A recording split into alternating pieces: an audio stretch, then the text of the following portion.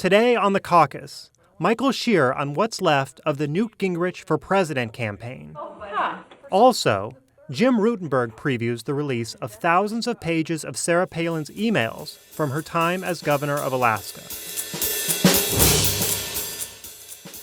A major shakeup in the 2012 Republican contenders for president. It's hard to overstate how big a deal it is what happened to Newt Gingrich on Thursday. Essentially, he had his campaign staff fire him. What is going on with Newt Gingrich's campaign? Well, I mean, simply put, it's imploded. In a coordinated fashion, paid members of his staff in multiple states, New Hampshire, Iowa, South Carolina, all decided en masse that they were going to quit. This was some of his longest serving aides. One fellow by the name of Rick Tyler had been his spokesperson for literally years. And when I talked to him on Thursday, he said, we just had a parting of the ways. We had determined as a staff that we knew what had to be done for Newt Gingrich to become president, or to win the nomination at least, but they didn't see Newt Gingrich actually following that path. Mr. Gingrich and his wife had been out on a 2-week vacation on a cruise in Greece, and so the staff said they looked at this whole situation and thought, well, if the candidate's not going to do what we want him to do, then there's no point in continuing. And so we're already looking for the aftermath. Already we've seen one of his key supporters, former governor of Georgia, where Newt Gingrich is from, Sonny Perdue, has already said he's abandoning Mr. Gingrich's campaign and is signed on with Tim Pawlenty.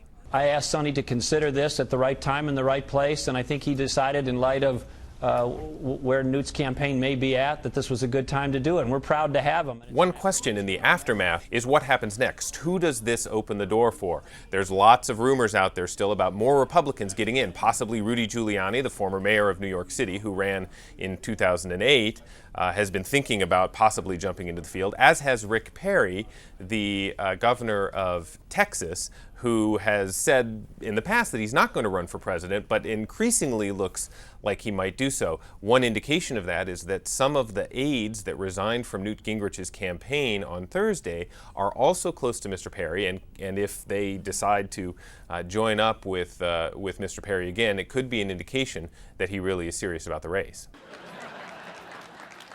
Which still then leaves the question of what happens to Newt Gingrich.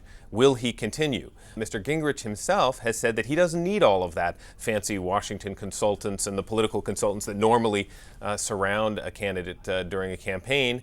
On his website, in a statement, Mr. Gingrich vowed to continue his campaign, saying that the campaign begins anew on Sunday in Los Angeles. He says that he'll run the campaign the way he wants to. Well, I am calling here from Juneau, Alaska, awaiting a release of some 24,000 emails of Sarah Palin's when she was here serving out not quite a full term. It's all of the emails from the beginning of her term through September 30th, 2008.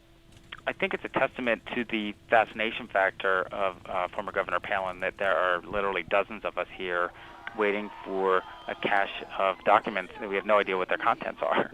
We assume it will fill in some blanks in terms of her, at times, combative relationships with the oil companies, her efforts to get an oil pipeline here, her involvement or lack thereof in the scandal here known as Troopergate, in which she and her husband Todd were accused of pressuring the state troopers to fire a man who happened to be the ex-husband of her sister, and various other very hyper local issues that could have national resonance if she indeed moves forward with the presidential run.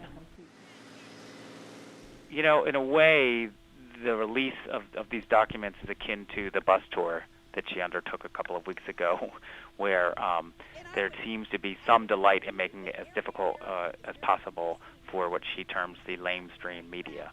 We are getting literally 6 boxes of paper, heavy paper.